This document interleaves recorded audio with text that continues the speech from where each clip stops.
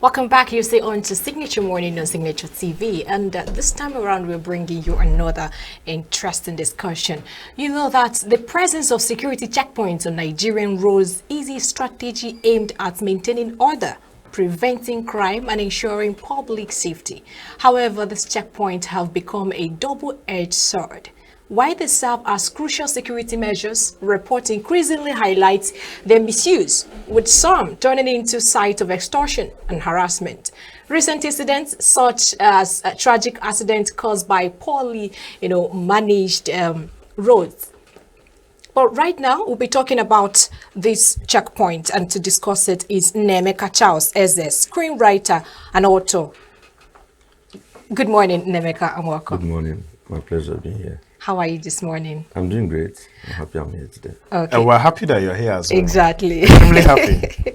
I'm happy too. All right. Nigeria's checkpoint.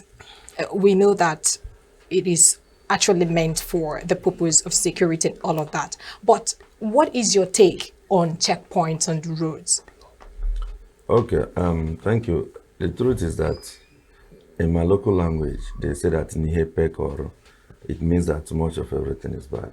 But I don't think the way the insecurity in Nigeria is now, anyone can travel an hour distance if there are no checkpoints. So the checkpoints are actually meant for good. But where it becomes bad is where there are many checkpoints, yet there are cases of kidnapping and some of these things. And also when the people who are manning these checkpoints are extorting the people. Okay, so most of these checkpoints are actually very necessary, especially from where I come from. You can't travel to my place right now without, if there are no checkpoints, you can hardly travel without expressing some kind of things that I don't want to mention here. Okay, so I don't think there is anything wrong in these checkpoints, unless where the people at those checkpoints are not doing their jobs. What are they supposed to be doing there? When people pass and you check them, if they are not prime suspects or you don't have any reason to keep them there, don't keep them there. If they are free of anything, don't extort them. Because some of these checkpoints, you might come there, they know that you don't have anything, but they will still keep you there trying to extort you. But I must also confess that there are some of them that are actually doing their jobs well. They will come, they will stop you, they will smile at you, they will check you, then they will allow you to go. Even some of these non-state actors, they need security. Yes, or I haven't heard of a case where kidnappers were kidnapped by another group of kidnappers. Okay, so everybody needs to understand that security is for all of us. It's not just for, and then also sometimes it looks as if the checkpoints are more here than other parts of the country. That's the one I don't understand why, because somehow our people are not as bad as we are portrayed. The cases here are not as bad as they are made to see they are made to look like. But maybe they have their reasons for having these checkpoints. But I still maintain that if those manning those checkpoints do what they are supposed to do, there is nothing wrong in that. It's actually for the safety of our lives and properties, our vehicles and all that. But do you think they are fulfilling that particular purpose of which they are being established at the first place? Coming down to Southeast. To a reasonable extent. I remember some time ago, before you could travel from Enugu, Nike to Nsukka, you say all the prayers you know because of fear of kidnap and all that. Okay, but recently the government of Enugu State, of course, Petamba, deployed DRS policemen and vehicles. So their presence there is enough to give you that courage to travel and feel safe. But guess what? Even at that, sometimes we still hear cases of kidnap, and you wonder how come you pass through almost 20 checkpoints, yet you hear cases of kidnap and all that. Now, who is to blame? The government? No, the government has done their part. So in this case, everybody has to play their role. Okay, and I must also confess that some of these DRS police officers are well trained. Yes, I've had cases where they taught me, who are you? By the time I introduce myself, they'll be like, I think this name is familiar. They will check me and they will say, good, you're a gentleman. And there's nothing wrong in that. Of course, if these people, if we are not checked, how would they be able to identify the non-state actors? And also, maybe, lest I forget, it's good that the government, I don't mean government of Enugu State, but the people in power find a way to do better. So that even these people that are perpetrating these evils will find a way to be engaged. And then they will forget about some of these crimes. Nothing justifies the crime, you understand, but at least we can do better. For instance, you can't be here and you're thinking of going to become a kidnapper or an armed robber because you're busy doing something. Yes. You're engaged. So they should find a way to engage the youth. They should find a way to make life better for the people. The hardship is too much. Virtually everybody has become a beggar. And some people, as Christmas is approaching now, many don't even know where to start or stop. So what they do, they resort to crimes and all of that. That is why kidnap cases are becoming more common than ever.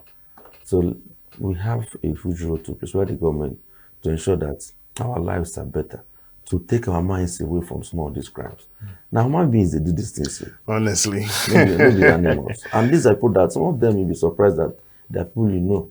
If not, why would they be wearing masks? Okay, the other time, that was, I think, 2 weeks ago, the kidnap case we had along that to Google in Scar Road. According to them, they said these guys were dressed in police uniform. Some say they are police officers, some say they are not. I don't know. But I still ask, who are these people? How are they operating? Well, it's Christmas period, and a lot of people believe that during Christmas period, there's a lot of traffic, and because of the traffic, it's being caused by checkpoints. What do you think about this? You know, a lot of people are coming down in, it's Christmas, where everyone wants to come to the house to come and spend Christmas. Do you really think checkpoints play a vital role in causing those hold-ups that people get to see? Yeah, some checkpoints are not necessary. Okay, because some of them are very close to each other. So what for? After like a police another checkpoint. Okay, and you know that this is Christmas season, there are bound to be traffic gridlocks and all that. So the best thing they can do is either they space themselves out or they find a way to ease movement. Of course, these people are trained. When they see suspects, they know.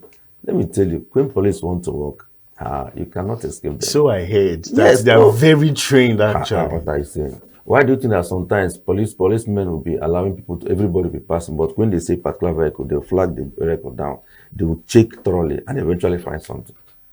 Some say they use juju. It's not juju, it's training. So if you know that, if by the time you have gone through, you have done your work and you discover that this person or these people are free, let them go. Especially when you come to maybe a new metropolis and then you see police, it's good they are there, you know. Yes. But like I always say, when you know that this person is free of any suspicious whatever, let the person go. But talking about the importance of these checkpoints, some of them, I think we cannot do without them. It is actually for our own good. But where they are not doing what they are supposed to do, it becomes wrong. And where it looks as if they are targeting a particular people or a particular group.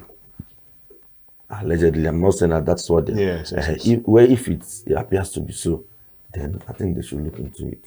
But I still maintain that it is actually for good, or it is supposed to be for good. It is meant to be for our own good and safety. People argue that if we take off checkpoints, that people will be exposed to crimes or, all these crimes happening. But at the same time, we had issues of some crimes happening even with checkpoints on those roads. When I was student of St. Charles College in Soka during our secondary school days, that was when they started saying a prayer for Nigeria in distress. So our principal then, Reverend Father John Martin Chikani, he never took that prayer for granted. So one of those days we were reciting it, and one of the students in the front line was not saying anything. So this man, if the man flogged you like this, as he flogged me once, and since then that part still dey pain me. So he called the young man on the assembly ground and asked him why he was not reciting the prayer for Nigeria in this things. The boy now said, every day they pray this thing, and it be like say the thing they get worse. So now why they talk about it? Say the more they say the prayer, the more Nigeria they get. So now our principal now asked him, if we are saying this prayer and it's getting worse, imagine how it would have been if we're not saying it at all. So if these checkpoints are there and we're still having records of cases of kidnap and all this, imagine they were not there. That's just it. Word of wisdom. Well, then again, what do you now think that we can do to better the situation? Of course, we understand that the checkpoints are very important. So what can we put in place? Do you think traffic lights can work? I'm just asking, this is just from the top of my head. Traffic lights can work in some places, but there are places they may not really work. The reason is simple. There are some jobs. That's why I like this present administration. There are things they are doing that, man, they are really helping to make life easy for the people of Enugu State. You wake up in the morning and you see that the road you passed last night has been overlaid. Okay? You come here today, tomorrow you see that the road has been touched. Small things that matter. What am I saying? Life is not that difficult, but now they make them difficult. Take for instance, these MOT men of what they call it, Yes. those MOT boys and girls. Sometimes they even cause the traffic. They will chase someone, use their car to block the person. Then the person will have some stubborn drivers, Yes. The person will refuse to come down. They will clamp the person's car. Before you know it, you will see a long line of traffic. Sometimes they should just find a way to manage these people. I'm not in any way saying that any person should disobey traffic. Yes. But sometimes, if you see that, I remember what my brother told me when I was going to university, that anytime I am upset, I should not act, because the damage of what my anger caused will be more than what caused my anger. Sometimes trying to correct someone will cause more problems than the person created. So what am I saying? If everybody should play their role very well, if we should all play our roles accordingly, especially in this Enugu where I stay, where I reside, Enugu will be a very beautiful place. Now you come, if the traffic lights are on, queue, obey the traffic. Where are you running to? Where are you off to? By the time they catch you and slow you down, you will spend more money and you spend more time. So if everybody follows, as in joins the queue and does what is right, we're not going to complain. Then some of these MOT guys are also doing very, very well. Like there are some of them that each time I pass where they are, they already know me. I will appreciate them. It's either I buy them water or anything to encourage them, because you will see them working 247 to ensure that there is no gridlock. But some of them are just interested in looking for who default, and they probably, I wouldn't call it extortion, but punish the person. This is why I maintain that we all have our different roles to play. The police in Enugu, especially the DRS, they are doing marvelously well. There was a day my brother came to my house and slept off. So by the time he woke up, it was late, but needed to get home that same night. So immediately I dropped him, 2 DRS vans approached and stopped. They came out the way they approached us. I introduced myself. They said, okay, what are you doing here? They checked us and I said, people are doing very well. Without you, I won't even be here by this time of the night. So, if everybody does what is right, Nigeria is not that a bad place. So, but our leaders can always do better. I maintain they should do better. Okay, so what's your plan for Christmas? My plan for Christmas. I need money. Don't we I all? want to enjoy Everybody myself. needs money. I want to Mr. enjoy Mar. myself this Christmas. Man at time, man, I work at this year. The suffering we experience this year, I don't think we had experienced before. So this Christmas,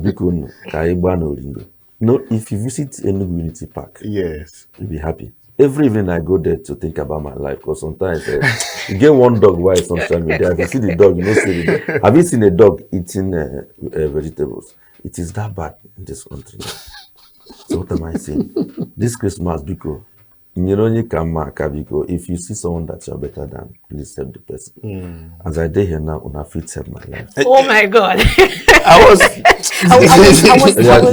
about to, you are an actor, and of course, an author. like you tell us to. We You asked expect me a more question. from an actor. You asked me a question. Next Christmas. What are my plans? My plans were to enjoy my life. There are this your colleague called Charles. I don't beg him on the Sometimes when I beg him, he beg me. I'm sure Charles can hear you. This is the much we're going to take. Thank you Thank very, you very much for your coming time. into the studio to have this conversation with us. And I hope you do enjoy your Christmas. Definitely. Of course. And I want to also plead with people that are coming into Enugu. If we come into Enugu, it's called that Enugu is like it's taking another shape.